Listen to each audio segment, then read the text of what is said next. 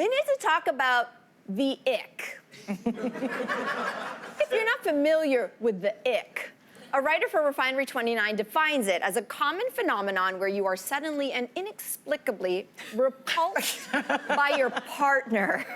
Who's willing to spill the beans up here? I vote for Lainey. I'm not repulsed by the usual things that I think most people are repulsed by. Right, well, I mean, what's interesting to me is that in Hollywood, like movies and in romance novels, everybody is always like, first of all, they don't smell. We can't smell them. Yes. They have no bodily functions. They have no fluids. There's nothing kind of that real or embarrassing that we see on screen. When in real life, all of those things will at some point in time, if you're in a long-term relationship, come into play. I am very happy to say that I have never had the ick with my partner, Jason. And we've... About anything? He's never icked me out, never. But I have had the ick with previous What about partners. bathroom sounds? He has his own bathroom. He's very, I would say, fastidious when it comes to his own personal hygiene, more so than me. Like, I was worried that when I was giving birth, that was gonna be like the ultimate ick. Like, I was. Even though I was very happy to give birth, and I'm like kind of a hippie, and I wanted to do a home birth and all that, I was like, stay, eyes up here. Eyes here. I don't want you down here. I don't know what's gonna happen. I've heard some stories. I don't want you to forever associate this with something that that is not erotic in any way. So I was like, keep your eyes up. But in the end, it didn't seem, he by the end of it was taking a tour of my placenta. He wasn't touching it, but he did look at it. He did take photographs of it, I kid you not. And everything's fine, seemingly. Everything's okay. Everything's okay. Wow. But I think it can be a death knell for a relationship. I know I've been icked out. I had an emergency C-section and my spleen and intestines were out. Oh. And Ryan still sleeps with me. It's amazing. Kind of amazing. Amazing. Yeah. I'm gonna go to Terrence on Facebook.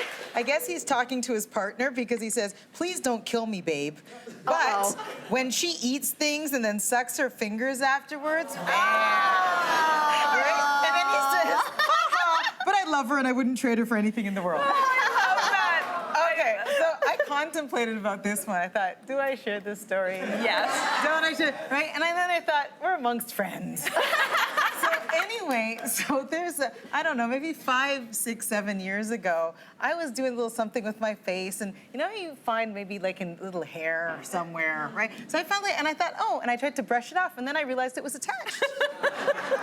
And so in the bathroom, when I have my bathroom time, I would always make sure that my bathroom was closed, and I'd take care of my little friend that was on my chin, wherever it was. And one day, I guess I didn't close it so well, and I thought, someone's looking at me, and I turn around, and I catch Lloyd looking, but then he turned away.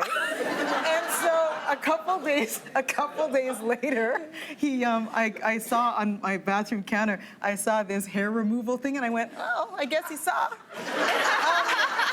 You know, so he didn't want to talk about it. I think he was a little grossed out. Avoidance theory. Avoidance theory. It's like, I'll just give her this present, and she can remove it without doing everything she's doing. So that's the story, just amongst friends. Just amongst friends.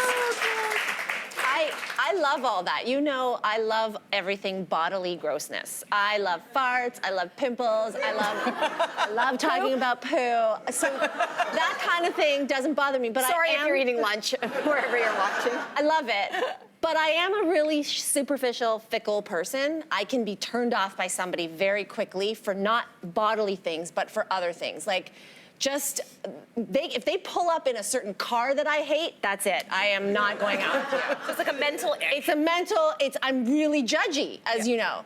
And so I was dating this guy. He was so hot. I mean, he was so hot, like Liam Hemsworth hot. Yeah, that's good Surfer hot. boy, That's right? good hot. Surfer boy had a great tan, blonde highlights. He was really popular. He was charming. Hard pecs. All of it. But then one day, we went to a club, and he started dancing. And the way that he moved his hips on the dance floor is not the way he moved his hips in the bedroom.